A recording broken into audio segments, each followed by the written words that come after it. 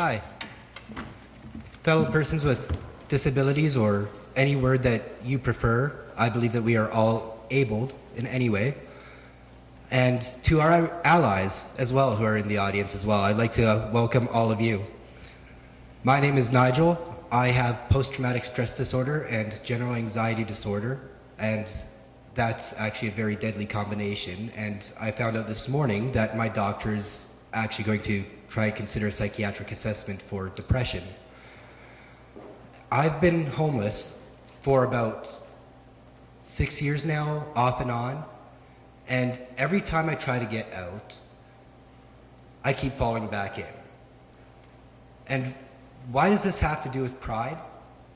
Because I'm being told that I'm not allowed to decide how I get out of the streets. I'm being told that because I'm a homeless person, it's okay to treat me differently than it is to treat anyone else. I'm being told that because I have disabilities, it is okay to treat me differently than you would treat anybody else. And while I do certainly appreciate people being sensitive to my mental health issues, I still want to be a human being. And when I'm homeless, I'm not a human being. I am an obstacle. I am a drain on your tax dollars. I am any bad thing you can think of.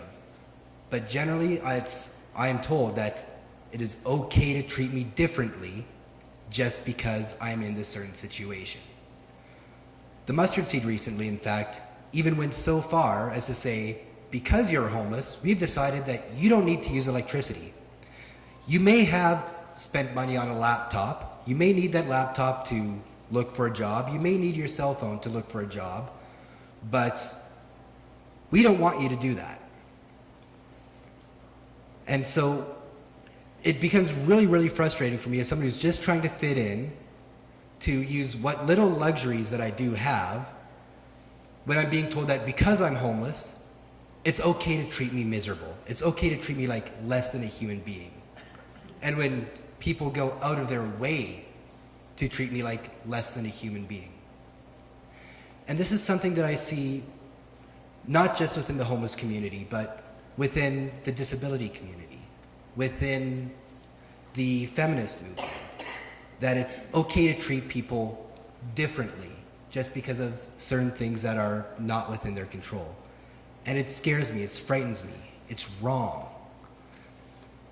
What ended up being the last slap in the face is we had a homeless awareness day earlier this year. And I do want to commend the International Day of Persons with Disabilities, because you guys are doing it right. You guys are bringing us together. We're being included, and we're an inclusive community here today. This is something I did not see at Olympic Plaza about a month ago, or 2 months ago, I think it was. What I saw is, instead of it being about homeless awareness, what it was about service provider awareness. It was about this whole idea that the service providers are there and they need money, and they even held it during lunch hours that people who are homeless would not be able to attend. Now, that's not actually the reason why they did that, but it was a huge barrier towards people who are homeless being able to stand up for themselves. The entire event was surrounded about the idea that the homeless people should not stand up for themselves, but the service providers should stand up for themselves.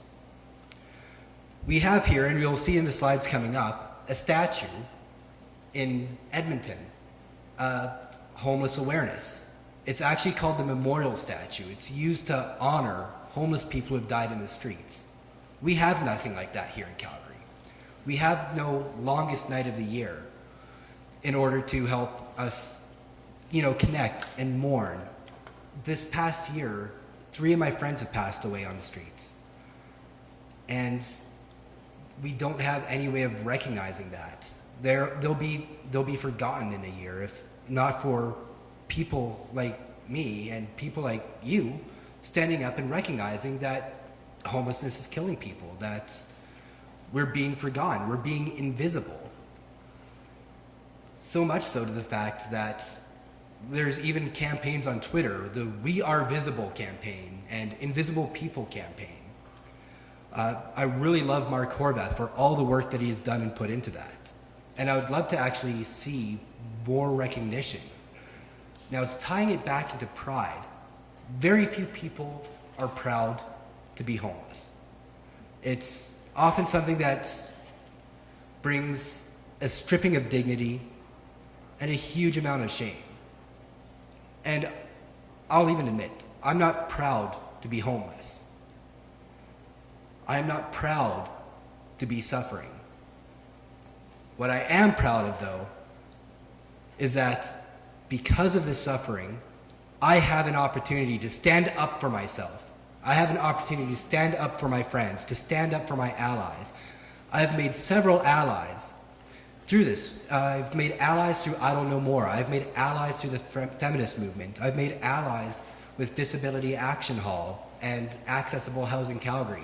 I have made allies among the middle class and the upper class. I've been able to sit down and meet with Wayne Stewart, who's an oil executive, at the Petroleum Club with an open bar, which is a shame because since then I've actually quit drinking. But I've had an opportunity to stand up and take a stand and say, this is wrong, this is not how it should be.